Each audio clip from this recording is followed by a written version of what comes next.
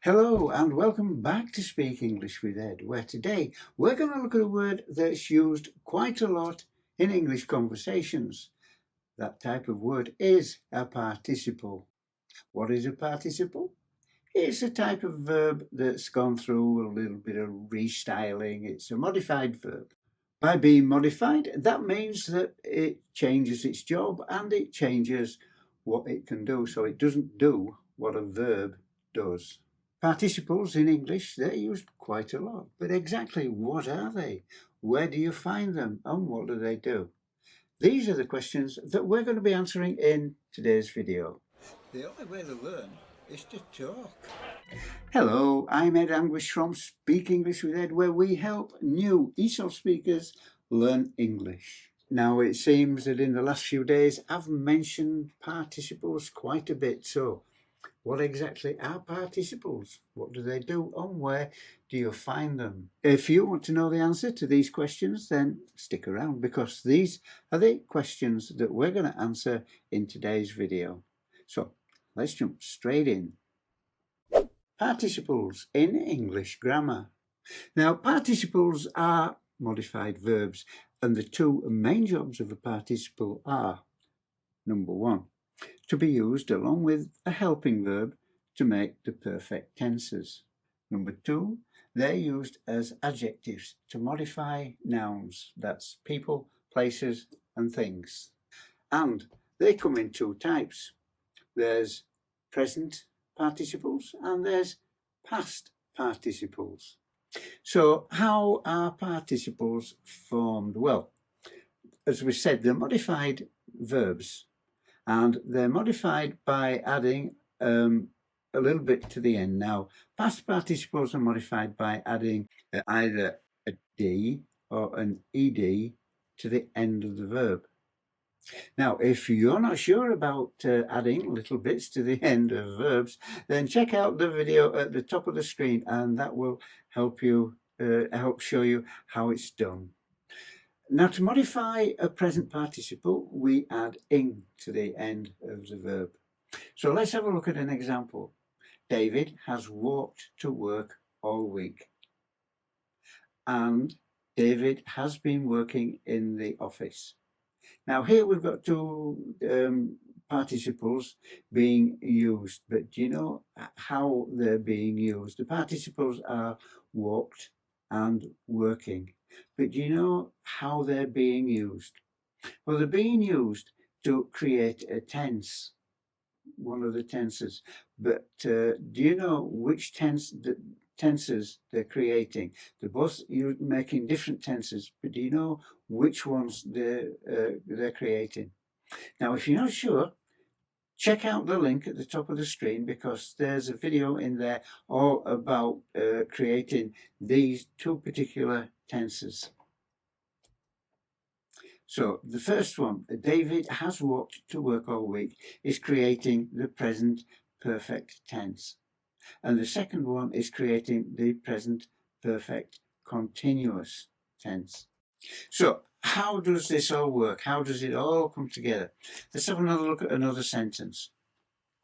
The rolling ball stopped just before the line. The rolling ball stopped just before the line. Can you see the verb in this sentence? What is the verb? Well, the verb is roll. This is the base verb or the root verb. Same thing. Base verb, root verb, they're the same thing. And it's the base verb that we modify to make the participle. And for the present participle, we add ing to make ing. In this case, it's rolling. Do you know how this participle is being used? What job is it doing here? We've already said that it can make a tense, and we've already said that it can act as an adjective. Can you see which one it's doing here? Yeah, can you see? Well, actually, it is making an adjective because it's describing the noun. It's being used to describe the ball. It's a rolling ball, so it's an adjective. Let's have a look at another one. This time we've got a past participle.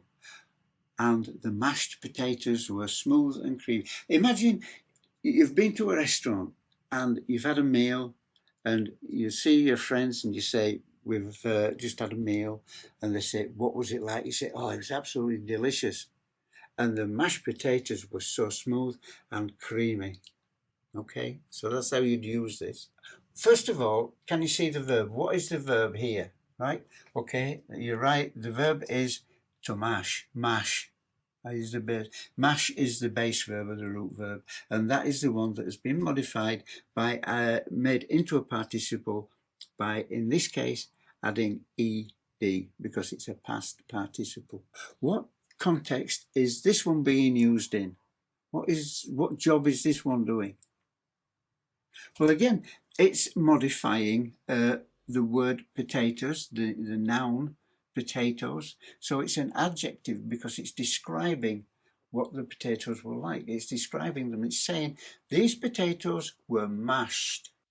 Now, we've already said that participles are used to form tenses.